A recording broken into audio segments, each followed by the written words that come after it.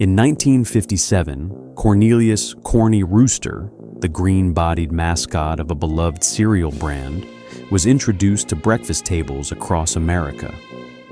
What seemed like a cheerful, harmless icon quickly gained fame, his cocky stance and vivid colors promising wholesome mornings.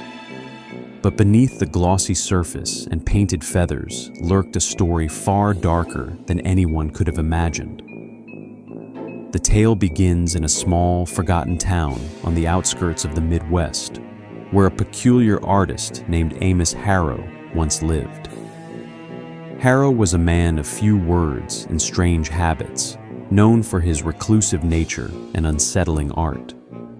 His paintings often featured twisted creatures and eerie landscapes, but none as infamous as the rooster he was commissioned to create.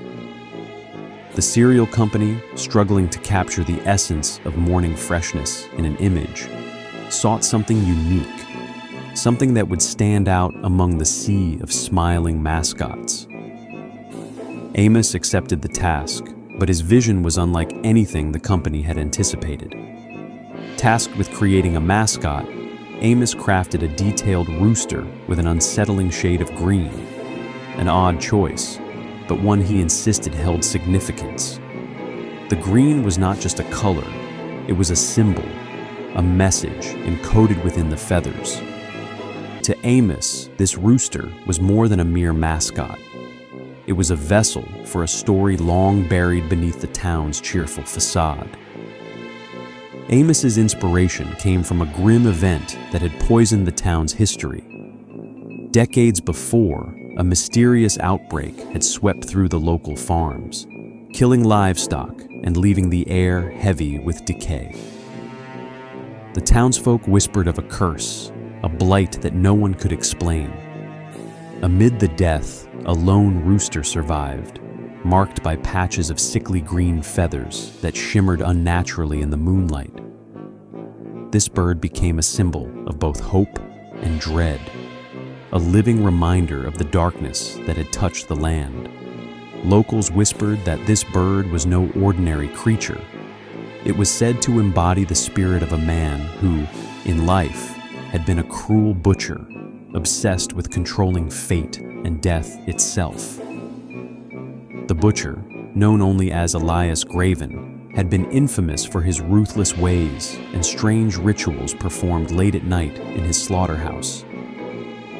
When he died under mysterious circumstances, the town's prosperity seemed to wane, and the outbreak followed soon after.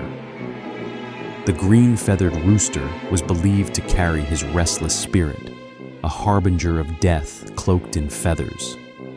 Amos became obsessed too.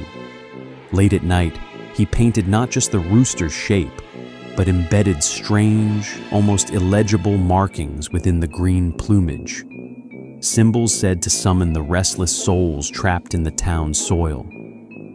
His studio filled with a sickly green glow, the air thick with a metallic scent no one dared investigate.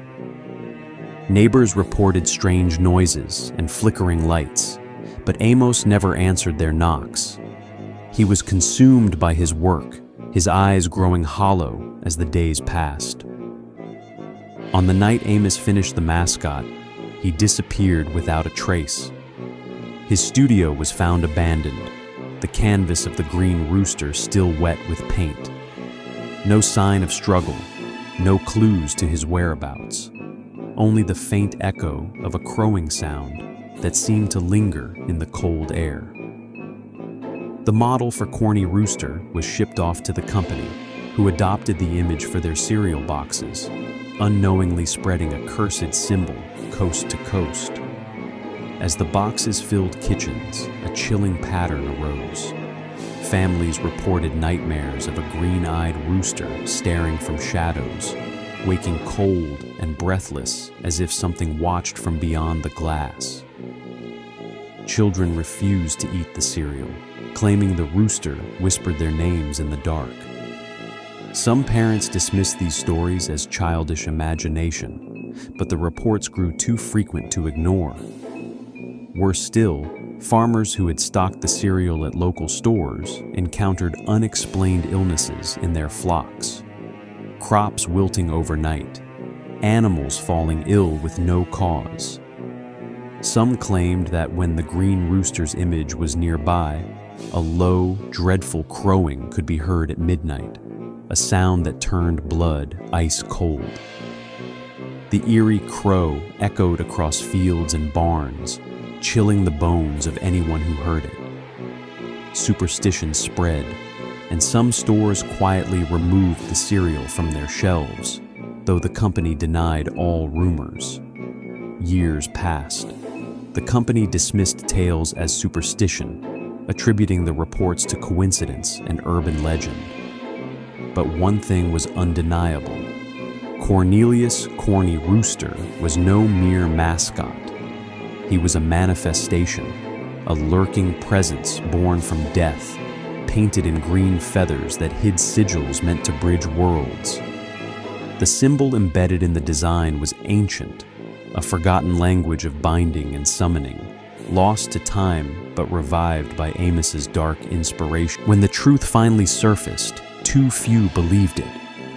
Yet those who dared pry deeper found aged sketches of Harrow's final design, his signature scrawled beneath an ominous warning: "Beware the rooster that carries death in his feathers." The cereal boxes vanished from some shelves, replaced by modern designs, but the green rooster never truly disappeared. Collectors sought out the original boxes, drawn by a morbid curiosity and the thrill of owning a piece of cursed history. To this day, collectors whisper of cracked boxes, old editions bearing the green corny rooster, whose eyes seem to glow faintly under moonlight. And if you listen carefully, sometimes in the quietest hours of the morning, you might hear a distant, dreadful crow, as if the cursed spirit of Amos Harrow's creation still watches, waiting to return with the dawn.